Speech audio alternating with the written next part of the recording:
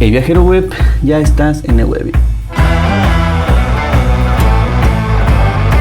Bienvenidos a este nuevo video de la serie de React.js. Hoy vamos a hablar de las prop types. Te enseñaré a validar datos de tus componentes utilizando este concepto y te enseñaré a crear una validación personalizada. Recuerda que si te está gustando este curso, suscríbete, activa la campanita y comencemos.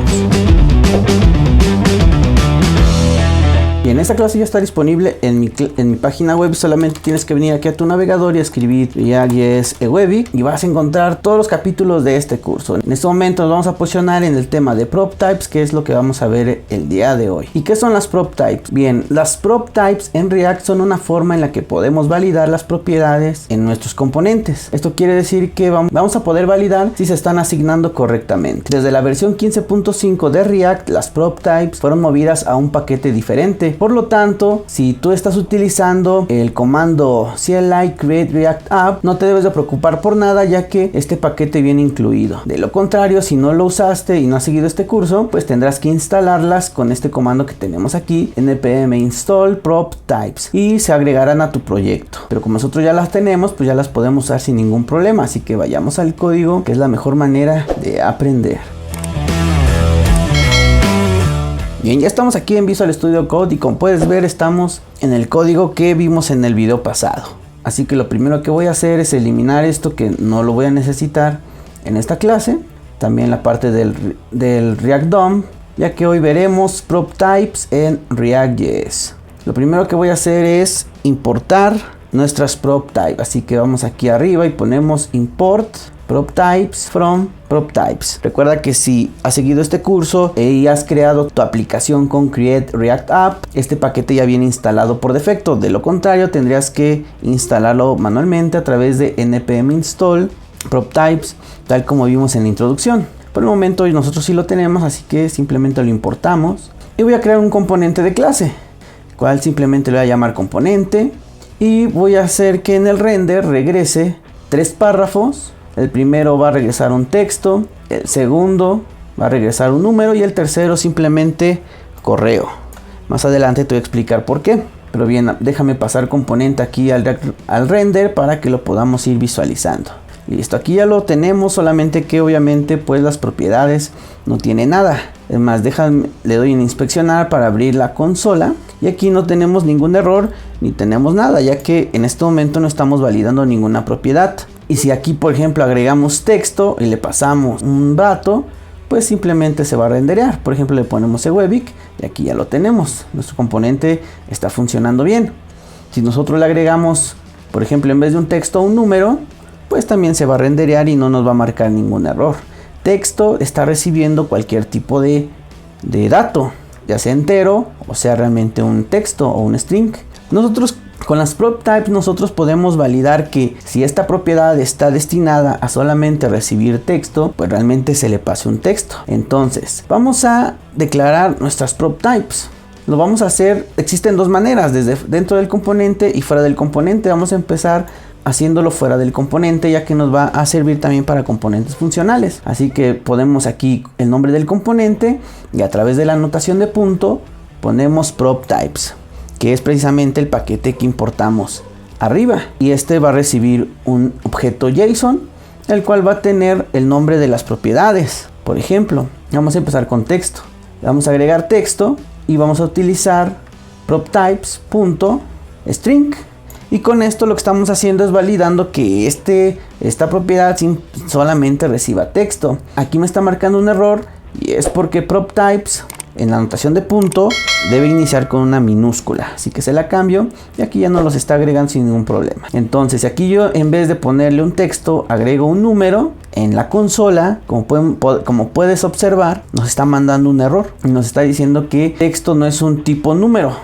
Esto quiere decir que aunque nosotros le pongamos un tipo de dato válido como un string o como un número, en este caso pues nos los va a renderear, pero en la consola nos va a decir que tenemos un error, ya que no es el dato o el tipo de dato que se está esperando. Ahora vayamos a ver el número. La ponemos número proptypes.number. Este va a ser tipo numérico. Ahora aquí en el componente vamos a agregar número y le pasamos un string y nos manda el error porque estamos esperando un número. Si nosotros le ponemos ahora un número, ya no nos marca ese error. Pero, ¿qué pasa si se lo quito? No pasa nada. Entonces, nosotros podemos indicarle a través de las prop types que una propiedad debe ser obligatoria que se pase, si no va a marcar el error. Y esto lo vamos a agregar aquí también a través de is required. Es requerido este campo. Así que si nosotros quitamos número, ahora sí nos marca el error, porque nosotros estamos indicando que esta propiedad debe ser obligatoria que se ponga al invocar el componente. Bien, ahora vamos a ver correo. Correo, lo que vamos a hacer es definir una validación personalizada, y para ello aquí en nuestro prop types vamos a definir primero una función que va a recibir props como segundo parámetro. Va a recibir el nombre de esa propiedad, prop name, y el componente o el nombre del componente, component name. Y esta función lo que va a regresar es un booleano. Por ejemplo, si nosotros agregamos el return y le ponemos un true, nos va a marcar ese error. Quiere decir que esa propiedad no es válida. Si en cambio le ponemos un false, pues indica que la propiedad es válida. Entonces aquí es bien importante. True va a indicar que es una propiedad no válida, y false quiere decir que no hay error, que es una propiedad válida. Por lo tanto, nosotros vamos a poder agregar dentro de esta función lo que nosotros necesitemos para validar y personalizar esta validación. Vamos a utilizar nosotros un if, y dentro del if voy a agregar una expresión regular que vimos en los formularios donde validamos un campo correo.